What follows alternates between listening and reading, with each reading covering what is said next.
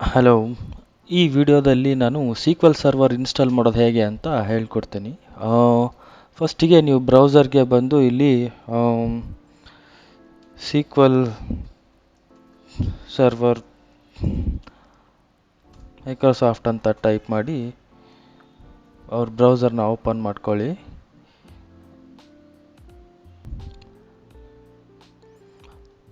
ಕೆಳಗಡೆ ಸ್ಕ್ರೋಲ್ ಮಾಡಿ ಇಲ್ಲಿ ಎಕ್ಸ್ಪ್ರೆಸ್ ಎಡಿಷನ್ನ ಡೌನ್ಲೋಡ್ ಮಾಡ್ಕೊಳ್ಳಿ. ಸೊ ಒಂದ್ಸಲ ಡೌನ್ಲೋಡ್ ಆದಮೇಲೆ ಡಬಲ್ ಕ್ಲಿಕ್ ಮಾಡಿ ಕ್ಲಿಕ್ ಎಸ್.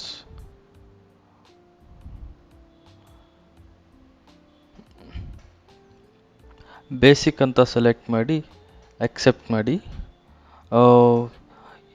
ಇದು ನಿಮ್ಮದು ಇನ್ಸ್ಟಾಲೇಷನ್ ಲೊಕೇಶನ್. ಇಲ್ಲಿ ನಿಮ್ಮದು ಸರ್ವರ್ ಸಾಫ್ಟ್ವೇರ್ ಇನ್ಸ್ಟಾಲ್ ಆಗುತ್ತೆ. ಸೊ ಇನ್ಸ್ಟಾಲ್ ಅಂತ ಕ್ಲಿಕ್ ಮಾಡಿದಾಗ ಇದು ಒಂಚೂರು ಟೈಮ್ ತಗೊಂಡು ನಿಮ್ಮದು ಸೀಕ್ವೆಲ್ ಸರ್ವರ್ ಇನ್ಸ್ಟಾಲ್ ಆಗುತ್ತೆ.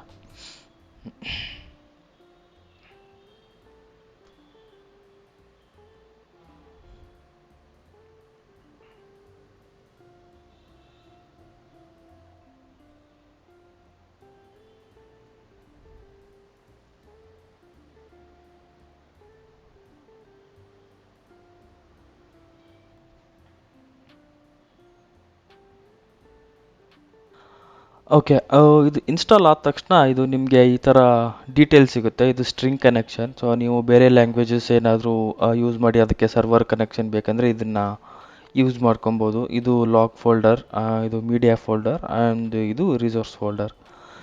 ಸೊ ಇದನ್ನು ಕನೆಕ್ಟ್ ನೌ ಅಂತ ಕ್ಲಿಕ್ ಮಾಡಿದಾಗ ಒನ್ ರೋ ಎಫೆಕ್ಟೆಡ್ ಅಂತ ಬರುತ್ತೆ. ಸೊ ಈ ಥರ ಬಂದರೆ ನಿಮ್ಮದು ಸೀಕ್ವೆಲ್ ಸರ್ವರ್ ಇನ್ಸ್ಟಾಲ್ ಆಗಿದೆ ಅಂತ. ಸೊ ಇವಾಗ ನಾವು ಇದರಲ್ಲಿ ವರ್ಕ್ ಮಾಡೋಕ್ಕೆ ಯು ಐ ಬೇಕು. So we will install SSMS. ಇದು ಸೀಕ್ವೆಲ್ ಸರ್ವರ್ ಮ್ಯಾನೇಜ್ಮೆಂಟ್ ಸಿಸ್ಟಮ್ ಅಂತ. ಇದು basically UI, user interface. So ಇದ್ರ ಥ್ರೂ ನಾವು ಸರ್ವರ್ ಜೊತೆ ಇಂಟ್ರ್ಯಾಕ್ಟ್ ಮಾಡ್ಕೋಬೋದು. ಸೊ ಅದಕ್ಕೆ ಇಲ್ಲಿ ಕ್ಲಿಕ್ ಮಾಡಿ ಕೆಳಗಡೆ ಸ್ಕ್ರೋಲ್ ಮಾಡಿ ಡೌನ್ಲೋಡ್ SSMS ಅಂತ ಕ್ಲಿಕ್ ಮಾಡಿ.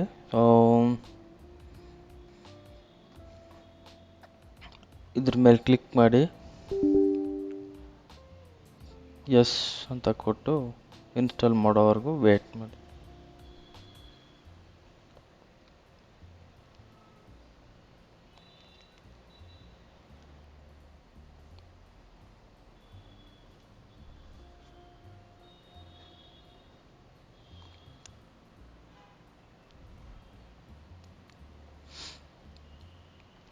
ಇನ್ಸ್ಟಾಲೇಷನ್ಗೆ ಟೈಮ್ ತಗೊಳುತ್ತೆ.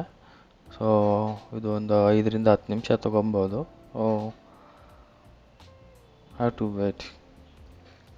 ಪ್ಯಾಕೇಜಸ್ ಎಲ್ಲ ಇನ್ಸ್ಟಾಲ್ ಆಗ್ತಾ ಇದ್ದಾವೆ. ಸೊ ಅದು ಒಂಚೂರು ಟೈಮ್ ಹಿಡಿಯುತ್ತೆ.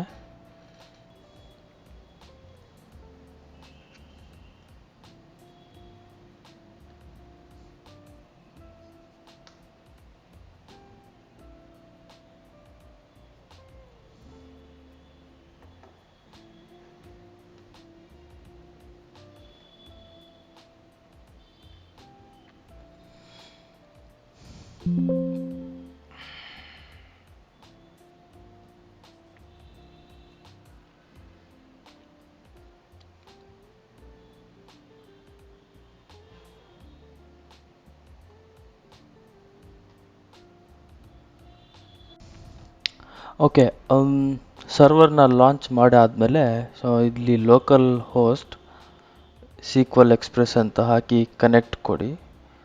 ಸೊ ನಿಮ್ಮದು SSMS user interface sequel database ಜೊತೆ ಇಂಟ್ರ್ಯಾಕ್ಟ್ ಮಾಡಲಿಕ್ಕೆ ಇಂಟರ್ಫೇಸ್ ನಿಮಗೆ ಇನ್ಸ್ಟಾಲ್ ಆಗಿದೆ. ಇಲ್ಲಿ ನಿಮ್ಮದು ಡೇಟಾಬೇಸ್ ಎಲ್ಲ ಬರುತ್ತೆ. ಕರೆಂಟ್ಲಿ ಇವಾಗ ಯಾವುದು ಟೇಬಲ್ಸ್ ಮತ್ತು ಡೇಟಾಬೇಸ್ ಕ್ರಿಯೇಟ್ ಆಗಿಲ್ಲ. So you won't find anything here. So ನೀವೇನೇ ಪ್ರಾಕ್ಟೀಸ್ ಮಾಡೋಂಗಿದ್ರೆ ಇಲ್ಲಿ ಮೇಲ್ಗಡೆ ಬಂದು ನ್ಯೂ ಕ್ವೈರಿ ಅಂತ ಒಂದು ಕ್ಲಿಕ್ ಮಾಡಬೇಕು. ಸೊ ಇಲ್ಲಿ ಒಂದು ಡೇಟಾಬೇಸ್ ಕ್ರಿಯೇಟ್ ಮಾಡಿ ತೋರಿಸ್ತೀನಿ.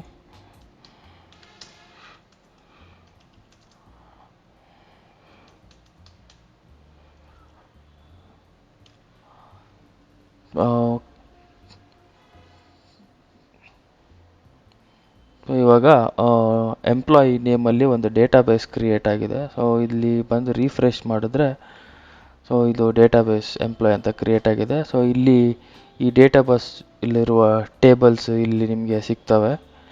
ಸೊ